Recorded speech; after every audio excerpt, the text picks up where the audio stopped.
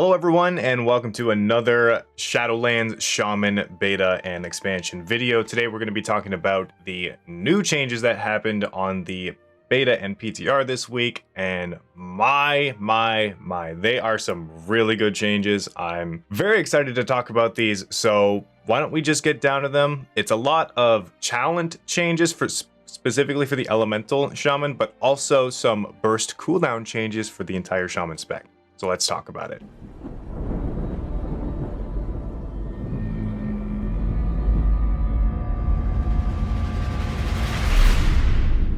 Before we do get started, I just quickly want to say that all the information discussed in this video is going to be provided by wowhead.com. So if you guys want to check out the articles where this is getting discussed, I'll leave the links to those in the description down below. But also check out my social medias and my Discord channel, which I will be leaving the links to my Twitter and my Instagram and my Discord server down below. And if you guys want to check me out on twitch.tv, where I live stream every day at 4 p.m. EST, you can check that out there. It's pretty much all Shaman content, as well as some other stuff like Fall Guys or maybe Among Us is the new rage. So if you guys are interested in those things, go ahead and check that out.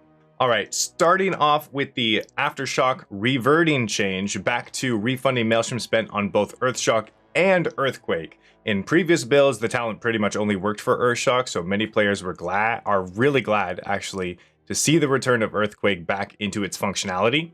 This change allows for some fun RNG procs to pop up when you're in a mass AoE scenario. Very similar, I mean, pretty much the exact same talent that we have on BFA right now. So all in all, it's a great change to have Earthquake back on the Aftershock talent.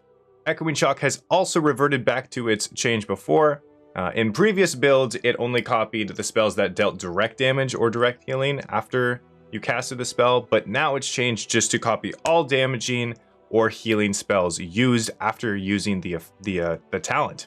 Also, in a recent blue post discussing the talent, devs assured people that a lot of changes have happened to the Echoing Shock talent, ensuring that you will no longer be copying spells that were casted before Echoing Shock was used, and instead only the spells casted after Echoing Shock is used will be copied by the effect. So it now properly just interacts with the rest of your toolkit, which is really great because a lot of people were a little worried about that because it was copying spells that they didn't mean to. Echoing Shock, great change. Yeah. Elemental Blast is the third talent on the level 25 row to get a change. It now generates 30 Maelstrom upon casting, and this is a really great change as now the whole talent row revolves around some aspect of Maelstrom management in one way or another, and it's just like the entire row has a more clear direction on what it's focusing on for what the talent row accomplishes. So with Elemental Blast now being a Maelstrom generating spell, it's also possible that its interactions with Surge of Power and Echoes of the Great Sundering legendary effect will be changed or removed since it no longer costs Maelstrom. Elemental Blast was added to those effects back a couple builds ago or a few builds ago when it actually was a spender, and it felt good to have, or like it felt right for those effects to be used with Elemental Blast. But now that it's a generator, it kind of feels like it's a little overloaded with what it does with your kit. So it's likely that we may see a change on those effects. So we'll have to see what's in store for it in later builds. Static Discharge.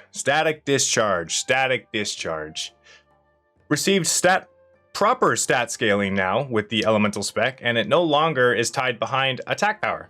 So that's good. This change was also combined with a slight buff to its spell power scaling. So it's instead of it being 15% of attack power to 15% of spell power, it's now up to like 23 or something spell power.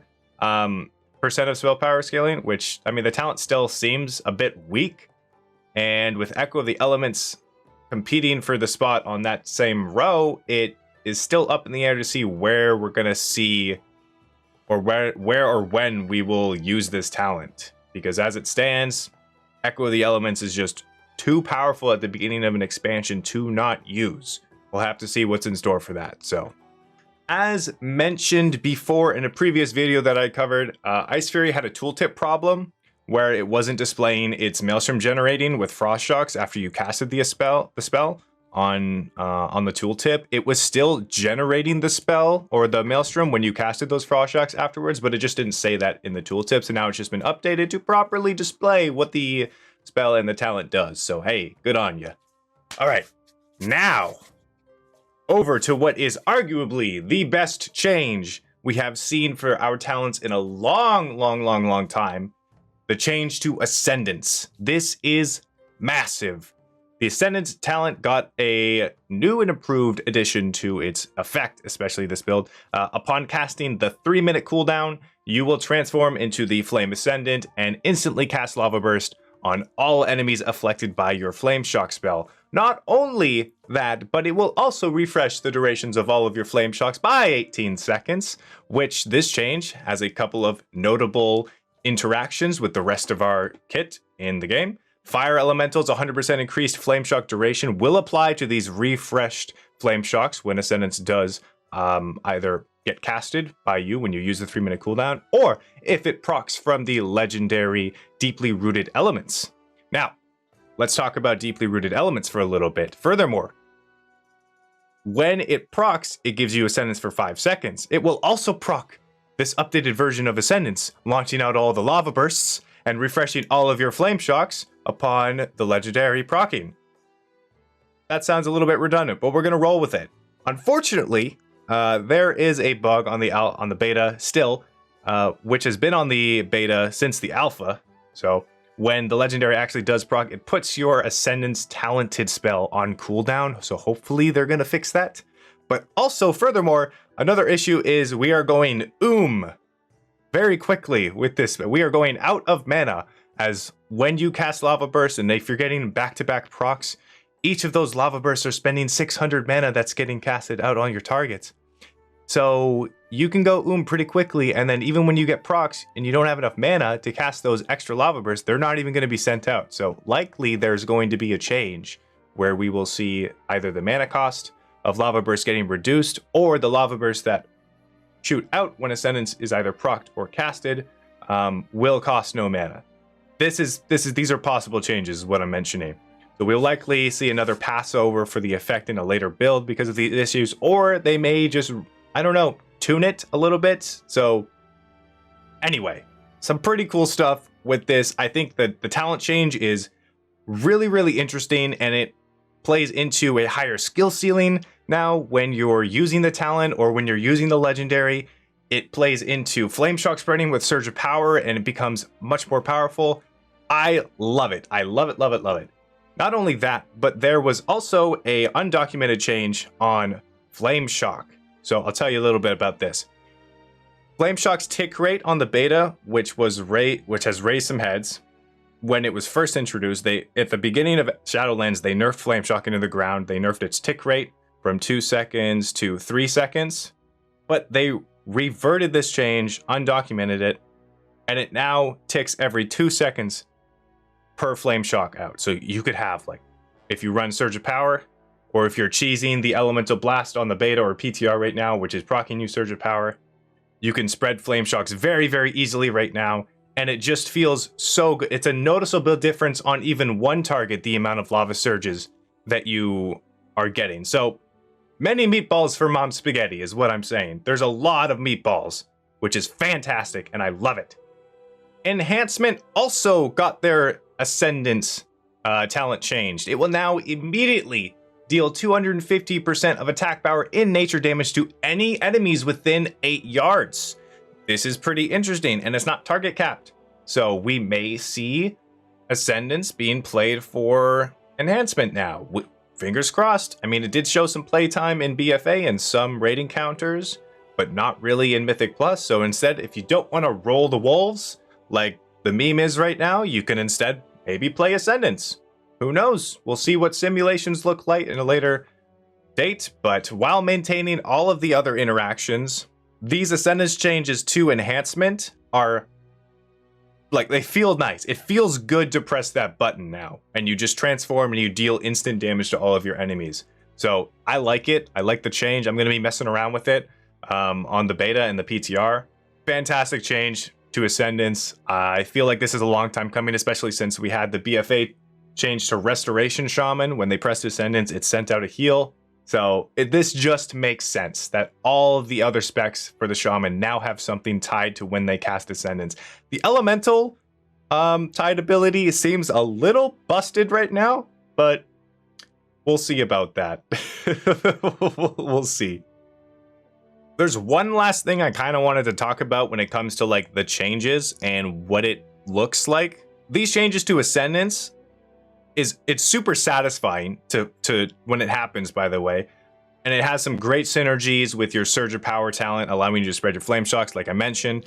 But also the Necrolord's ability, Primordial Wave, and you're combining like that ability with the potential of all of those lava surges, possibly each of them that are getting sent out, having a chance to proc your legendary Deeply Rooted Elements, and then sending out additional lava bursts. It's kind of crazy.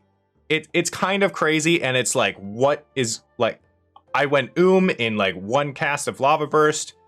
It's kind of insane. I know I'm not being really coherent here with my words, but if you guys tested it out for yourselves, you would see how satisfying. Oh, it's beautiful. How satisfying it is. It's a little busted, as I mentioned, but it kind of makes the Primordial Wave ability itself look a lot better, especially for raid encounters, but even Mythic Plus. Like, I could see this being really, really strong in certain dungeons where you're not pulling mass AoE packs. Like, it's a lot more less mob dense packs, which honestly, I'm going to be testing that out on the beta pretty soon, probably tonight. So I'm excited to check out the Primordial Wave synergy with the Deeply Rooted Elements legendary just in Mythic Plus alone, but I feel like it's going to be another option that people are going to be looking for with these changes. So hats out to you guys that have been already commenting on the synergies on my live streams before I even took a look at it. Like, fantastic. I'm just really excited about this stuff. It's pretty great changes. If you guys are interested, like I said, in checking out the article where all the information that we went over today is, obviously, wowhead.com. The links to that will be in the description down below as well. If you guys want to check out my social medias, Twitter, Instagram, as well as twitch.tv, where I stream every day, 4 p.m. Eastern, doing shaman content as well as other stuff. The links to all that will be in the description down below. Thank you so much for watching. I really appreciate all the love and support you guys have been giving me lately, and especially with all the new content I've been putting out. It means a lot. It does. I'm glad you guys are enjoying the content. Fantastic. Until next time, guys, thank you for watching. Keep calm and Maelstrom on. Bye-bye.